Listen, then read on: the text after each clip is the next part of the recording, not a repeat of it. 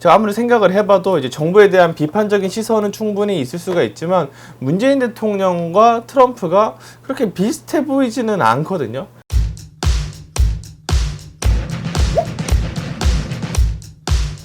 혹시 트럼피즘이라는 단어를 들어보셨습니까?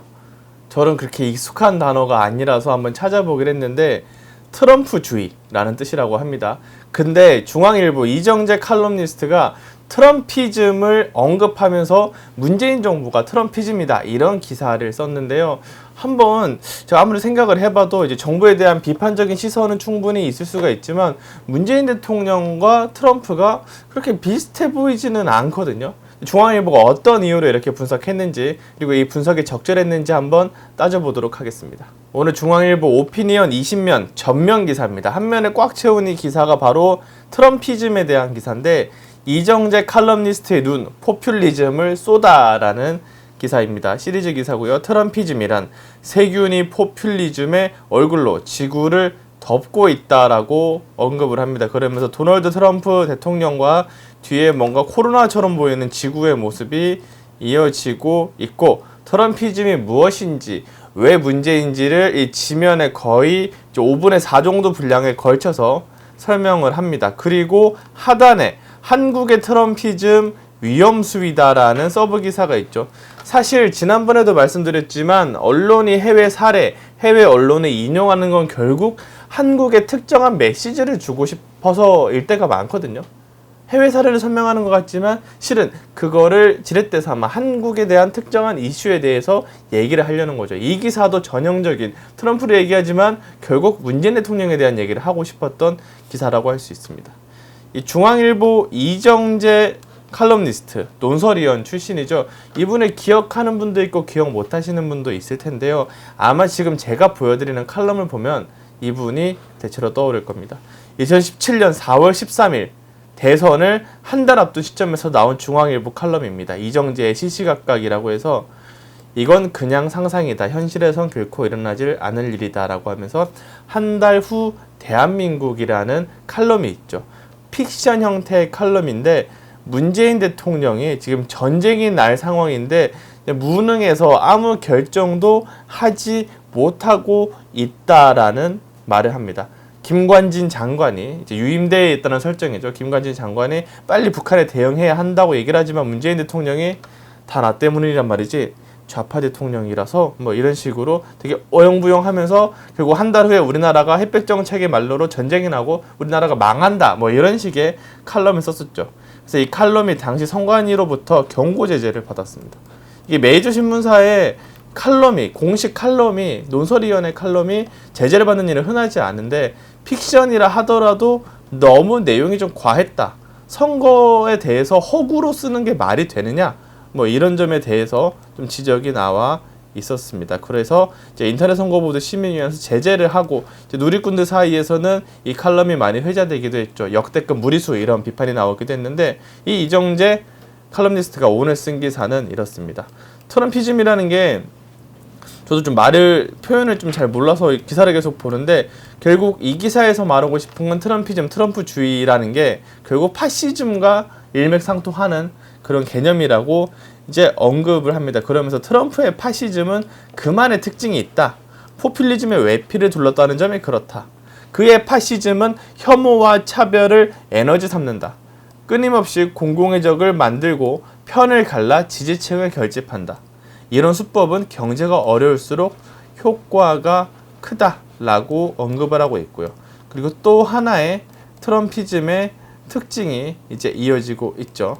오바마 대통령의 이제 출생을 문제 삼았다. 그러니까 인종차별적인 표현의 한 문제도 언급이 되고 있고, 셋째, 폭력에 대한 조장과 묵인. 트럼피즘은 폭력을 조장하고 묵인하고 있다. 사실이죠. 그리고 언론 및 정치 경쟁자의 기본권 억압. 자, 상대의 정적을 탄압하고 또 언론에 대해서 자신의 편만 드는 언론만 좋아하고 그렇지 않은 언론은 페이크 뉴스라고 주장을 한다. 그리고 이런 내용으로 이어지고 있습니다. 정리하면 트럼피즘이란 혐오와 차별의 에너지로 생산해서 사람들을 갈라놓고 그리고 자신의 정적에게 공격적인 태도를 취하고 자신의 편을 드는 언론에게는 상당히 우호적인 모습을 보이고 자신이 싫어하는 언론은 공격하는 모습을 보이는 행태라고 정리할 수 있을 것 같습니다. 그러면 중앙일보가 말하고자 하는 이제 한국의 트럼피즘은 뭐냐라고 하면 한국의 트럼피즘 위험수위다라는 제목이죠. 그러면서 트럼피즘의 특징 중 하나가 포스트 트루스, 탈진실이다라고 하면서 이제 문재인 정부에서 말하는 탈진실의 문제, 한국의 불평등은 세계 최고, 최저임금 인상 90%는 효과가 있다 같은 게 탈진실이다라고 얘기를 하고 있고요. 그리고 김어준, 유시민 이런 사례들을 언급하면서 이들이 탈진실의 장본인이라고 지적을 하고 있습니다. 또 트럼피즘의 또 다른 특징은 규범무시다. 이 규범무시는 월성 1호기 수사에 대한 그리고 4대강 사업에 대한 감사와 수사 이런 과거에 대한 언급으로 이어지고 있습니다. 문재인 정부가 탈진실을 하고 있고 사람들을 이제 갈등을 부추기고 있고 그리고 규범을 무시하고 있다. 이제 원전 문제나 4대강 사업에 대한 대응을 보면 규범을 무시하고 되게 정치적으로 대응하고 있다.